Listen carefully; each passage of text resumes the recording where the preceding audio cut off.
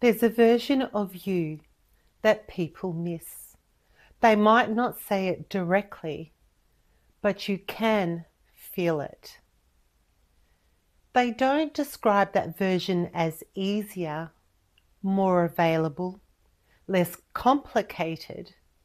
Maybe they say you used to be more fun, more flexible, more understanding. But what they're really missing is a version of you that worked very hard to be acceptable. That version was highly attuned to everyone else's needs. That version could read the room before anyone else did. That version anticipated disappointment and rushed to prevent it. They were compliant, adaptable, careful, quiet about their own needs. They learned how to stay connected by staying small. And it worked. It kept relationships intact. It reduced conflict. It made you reliable. But it came at a cost. Because every time you swallowed a boundary, every time you over-explained, every time you overgave, you traded aliveness for approval. You traded authenticity for belonging.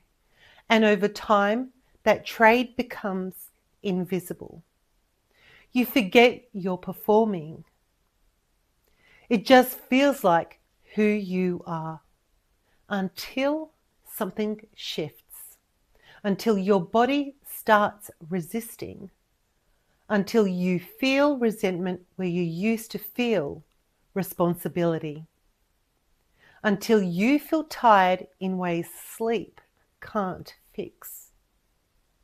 And when you begin to change, when you stop over-explaining, when you stop cushioning your truth, when you stop volunteering to hold everything together, it can feel like loss to others. You can see it in their confusion. You can hear it in their tone. You've changed. But what they mean is you're not as easy to access anymore. And access is not the same thing as intimacy. The version of you they miss was not free. That version was surviving. And survival often looks pleasant from the outside because survival adapts, it smooths edges, it absorbs tension, it prevents rupture. But survival is not the same thing as self-expression. And when you stop surviving and start living, you may disappoint people who are benefiting from your silence. That doesn't make you cruel. It makes you unavailable for self-abandonment. You are not responsible for maintaining an identity that cost you your aliveness. You don't need to go back to make others comfortable. You're not becoming difficult. You're becoming honest. You're becoming clear. You're becoming someone who no longer trades self-respect for stability. Let what's ending end. Let the version of you that carried everyone else finally rest.